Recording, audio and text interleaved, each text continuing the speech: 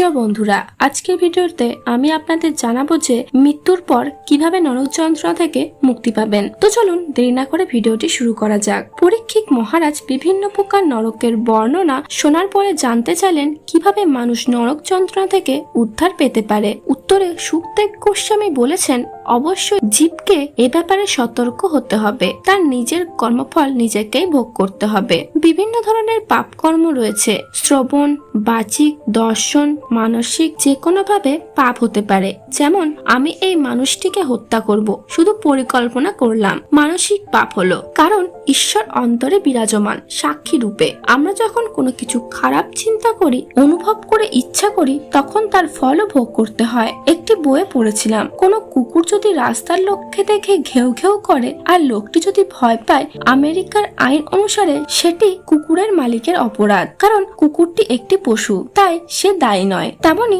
আমাদের দেহের বিভিন্ন জড় অঙ্গ দ্বারা পাপের ফল দেহের মালিক আত্মাকে ভোগ করতে হবে। আমরা অন্যকে প্রতারণা করে, চুরি করে, তারপর লুকিয়ে থেকে আইনের হাতে দ্বন্দ্বভোগ থেকে রক্ষা পেতে পারি, কিন্তু প্রকৃতির আইন থেকে রক্ষা পাওয়া সম্ভবই নয়। আমরা ভাবতে পারি আমার এই পাপ কর্মটি কেউ দেখতে পেল না, কিন্তু পেল।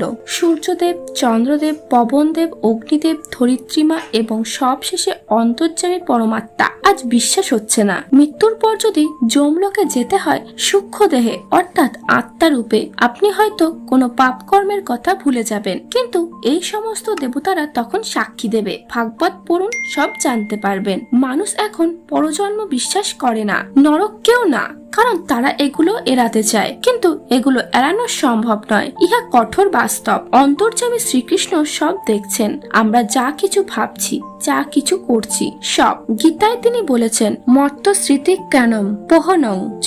আমি আমার ভক্তকে স্মৃতি দিয়ে আমরা প্রেমে করি, আবার আমি অভক্তদের স্মৃতি হরণ করিনি। এতে ভগবানের দোষ নেই। ভগবান কখনো স্বাধীনতার হস্তক্ষেপ করেন না। আমরা যদি তাকে ভুলে গিয়ে ইন্দ্রিয় তৃপ্তি সাধন করতে চাই, তিনি তার সমস্ত ব্যবস্থা করে দেবেন। আবার আমরা যদি তাকে চাই, সেক্ষেত্রেও তিনি সুযোগ করে দেবেন। আমরা কোনটা পাচ্ছি বা পাবো, যা নির্ভর করে আমরা যেটা যত ঐকান্তিকতার সাথে চাইছি। এতে ভগবানের কোনো দোষ নেই। সমস্ত গীতা উপদেশ অর্জুনকে দেওয়ার পরও ভগবান তাকে কোনো কাজে জোর করেননি। বলেছিলেন, যথেচ্ছাসি তথা করু, তোমার যা মন চাই করো। এত সুন্দর ভগবত পরিবেশনের পরেও আপনি যদি নিজেকে না পরিবর্তন করতে পেরেছেন, জানুন আপনি ভক্তিতে একনিষ্ঠ নন। নিজেকে চেষ্টা করতে হবে। নরক থেকে বাঁচুন। হরে কৃষ্ণ। চাইলেন কিভাবে মানুষ নরক যন্ত্রণা থেকে উদ্ধার পেতে পারে। তো বন্ধুরা, এই ছিল আজকের কাহিনী। ভিডিওটি ভালো লাগলে লাইক, কমেন্ট, শেয়ার অবশ্যই করবেন। আর আপনি যদি শ্রীকৃষ্ণের ভক্ত হয়ে থাকেন,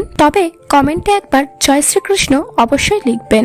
এবং এই ধরনের আরো রোমাঞ্চকর পুরাণ কাহিনী জানার জন্য আমাদের এই চ্যানেলটিকে সাবস্ক্রাইব করে পাশে থাকা বেল আইকনটি অবশ্যই ক্লিক করবেন। তো বন্ধুরা, আজকের মতো এই পর্যন্তই। দেখা হচ্ছে পরবর্তী ভিডিওটিতে। ততক্ষণ ভালো থাকুন, সুস্থ থাকুন। হরে কৃষ্ণ।